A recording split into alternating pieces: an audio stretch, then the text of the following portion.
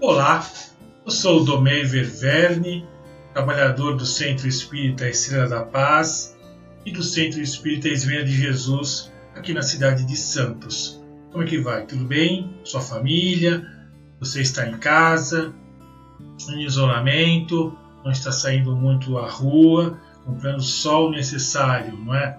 Então,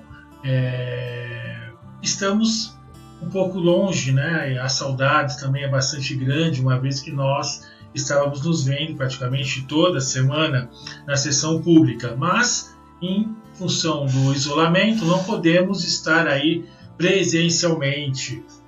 Então, eu peço permissão para você e convido também para que nos próximos momentos possamos estabelecer uma corrente fraterna de paz, de harmonia, de felicidade, de orações, assim como nós estivéssemos presencialmente no centro espírita, no qual nós temos tanto carinho e afeição.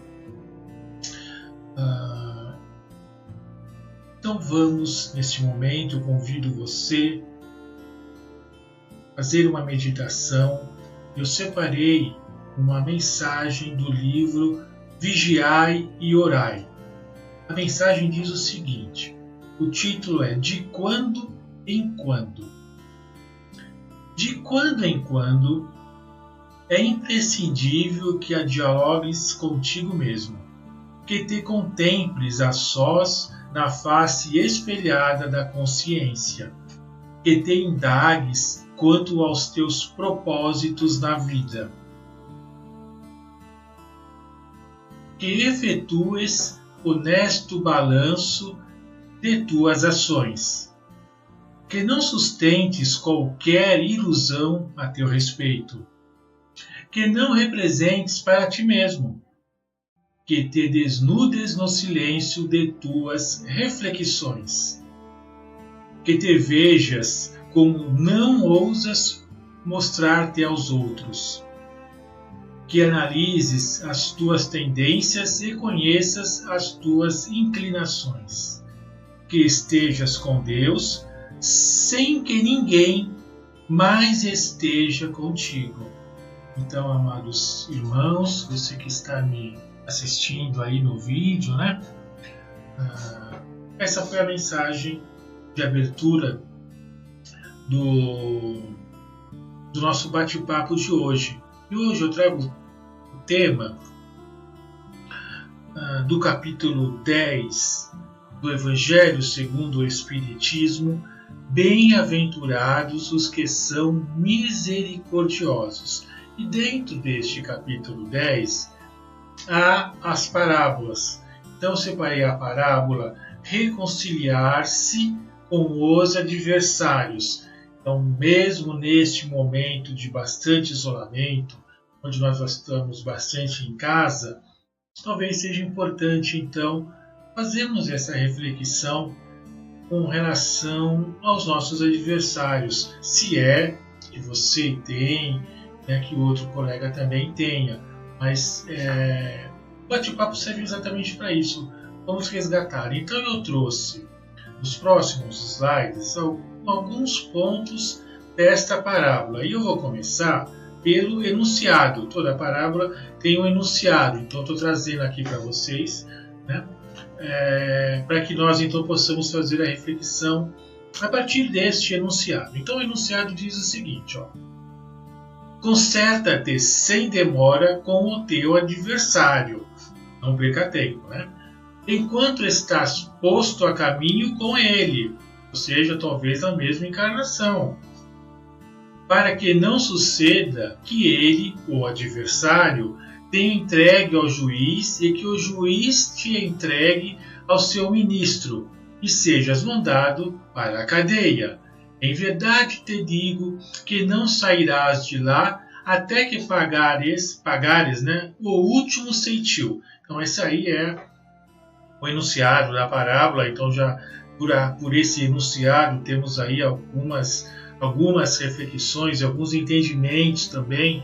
Então estamos aí talvez tocando o momento atual de nossa encarnação com os nossos desafetos, com aquelas pessoas que nós não tenhamos aí uma grande simpatia, mas também é importante que nós não tenhamos uma desarmonia com essas pessoas.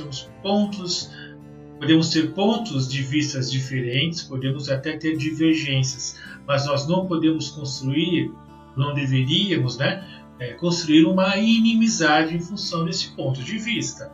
E aí ele também coloca, inclusive, te entrega ao juiz. Então esse juiz tem um papel bastante simbólico que talvez esteja se referindo à nossa consciência.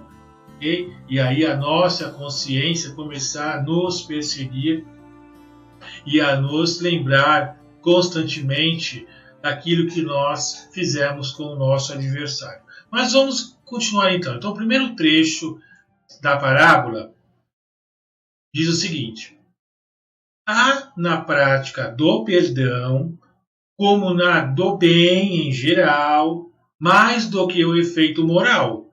Há também o efeito material. Então, há o destaque aqui da situação, da parte moral e da parte material também, tanto para o mal quanto para o bem. A morte, sabemo-lo, não liberta dos inimigos. Os espíritos vingativos perseguem muitas vezes, como seu ódio no além-túmulo, aqueles contra quem conservaram rancor. Eis porque diz o provérbio: morto o animal, morto o veneno. Essa premissa é falsa quando aplicado para o homem. E espírito reencarnante de várias encarnações. Então, esta situação onde São Mateus nos traz, eu estou olhando para baixo, estou vendo quanto tempo que falta aqui ainda, a morte não vai ser a nossa libertação dessa situação com o nosso adversário. Nós precisamos resolver a situação na própria encarnação, de preferência, porque nós, espíritos, não morremos. Okay? Nós nascemos e voltamos, reencarnamos, A matéria, sim, morre de cada encarnação, mas nós, enquanto espírito, nós somos imortais. Então, essa situação moral, nós levamos conosco para a frente, para a espiritualidade, que é a nossa verdadeira casa. E lá também estaremos levando, nesta moradia espiritual, os nossos adversários. E também, claro, na espiritualidade, podemos nos reconciliar com eles. Mas o importante é nós nos reconciliarmos sempre no momento presente, e não lá na frente. Vamos evitar arrastar essas diferenças para o futuro. Sim, uma vez que também o futuro ele chega no momento presente, com o passar do tempo, nunca é tarde para se reconciliar, mas não precisamos esperar tanto tempo assim para se reconciliar. O importante é nós percebermos que em cada momento é um momento onde nós podemos estar nos aproximando, perdoando, orando, e deixar de ser tão vingativos, tão rancorosos, às vezes por uma discussão tão simples, tão desnecessárias, e a gente acaba aí promovendo uma desarmonia com o nosso amigo. O próximo item da parábola, o próximo trecho que eu destaquei para hoje, diz o seguinte: o obsediado e o possesso são quase sempre vítimas de uma vingança anterior. Então já se destaca aqui da vítima e do vitimado em momentos anteriores.